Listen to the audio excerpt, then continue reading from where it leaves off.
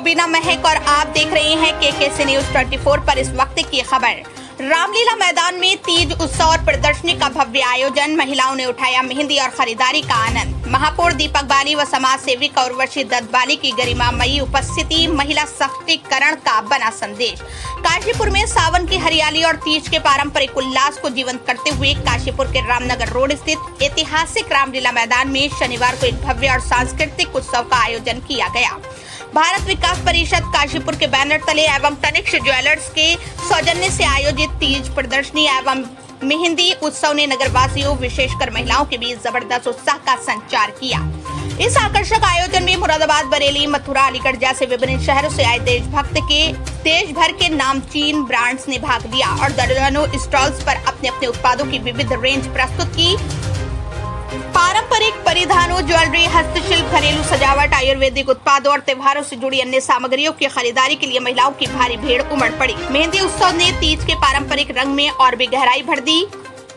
महिलाएं व युवतियां जहां एक और स्टॉल्स पर खरीदारी में व्यस्त दिखी, वहीं दूसरी ओर हाथों में मेहंदी रचवाते हुए सावन के गीतों पर झूमती नजर आईं। सांस्कृतिक रंग में रंगा ये आयोजन सामाजिक सौहार्द और नारी सशक्तिकरण का संदेश देता प्रतीत हुआ। मुख्य अतिथि के तौर पर काशीपुर की लोकप्रिय समाज सेविका और महापौर की धर्मपत्नी उर्वशी दत्त बाली रही, जिन्होंने आयोजन में पहुंचकर सभी स्टॉल्स का बारीकी से निरीक्षण किया और महिलाओं द्वारा प्रदर्शित उत्पादों की मुक्त कंठ से सराहना की। उन्होंने कहा, इस प्रकार के आयोजन महिलाओं के हुनर और आत्मनिर्भरता को प्रोत्साहन देने का एक सशक्त माध्यम है। साथ ही ये हमारी सांस्कृतिक परंपराओं को भी जीवंत रखते हैं।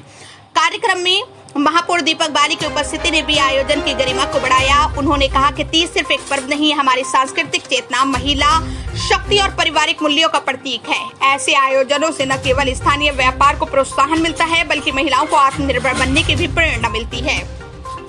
उन्होंने भारत विकास परिषद की पूरी टीम को बधाई दी और आश्वासन दिया कि नगर निगम भविष्य में भी ऐसे आयोजनों को हर संभव सहयोग देता रहेगा।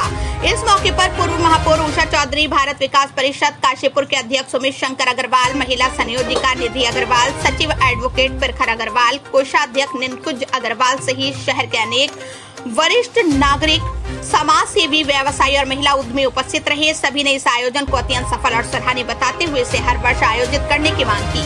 अंततः यह आयोजन महिलाओं की भागीदारी, आत्मनिर्भरता और सांस्कृतिक जागरूकता का एक जीवंत उदाहरण बनकर सामने आया, जिसने सावन की इस रिमझिम फुहारों वाली दोपहर को एक अविस्मरणीय उत्सव में बदल दिया। काशीपुर से बकुल डोनाल्ड की ग्राउंड रिपोर्ट। इस आयोजन का एक नहीं, तीन उद्देश्य है। सबसे बड़ा उद्देश्य तो हमारा ये है कि अपनी परंपराओं को जीवंत करना, कि जो पहले हमारी परंपरा थी कि तीज से एक दिन पहले हम मेहंदी और चूड़ियों की शॉपिंग करते थे, तो इसका एक उद्देश्य तो यही है कि हम तीज पर अपने एक दिन पहले सखियों के साथ आएं और अपनी परंपराओं को जीवंत करें।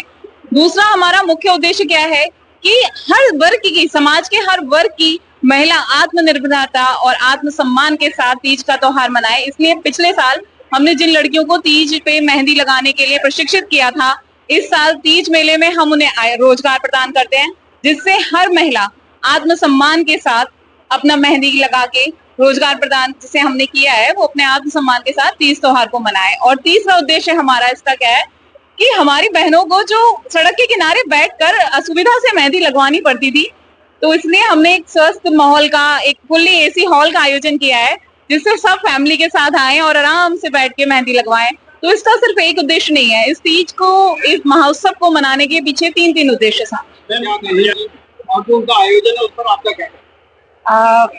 सबसे पहले भारत विकास परिषद को तीज के इस उपलक्ष्य में बहुत बहुत बधाई हो और मन बहुत खुश है कि इतने अच्छे स्टॉल्स लेके आए हैं ये लोग, और काशीपुर से नहीं दूसरे शहरों के लोग भी इस चीज का फायदा उठा रहे हैं। और मैं अपनी काशीपुर की महिलाओं को कहना चाहूंगी कि कृपया वो यहाँ आए और इसका फायदा उठाएं। अच्छा स्टफ है, गर्मी का स्टफ है, मलमल का स्टफ है, कॉटन है, हर तरह का। गर्मी से आपको ये नहीं है कि विंटर्स का स्टफ मिलेगा, आपको समर कलेक्शन मिल रहा है, चूड़ियां मिल रही हैं, मेहंदी लगाई जा रही है। सबसे अच्छी बात है कि जो विकास भारत परिषद की महिलाएं हैं, जिन बच्चियों को खुद से मेहंदी सिखवाई है, वो लड़कियां, आपको सड़क पे बैठने की जरूरत नहीं है, आप यहाँ के वो मेहंदी लगवा सकती हैं।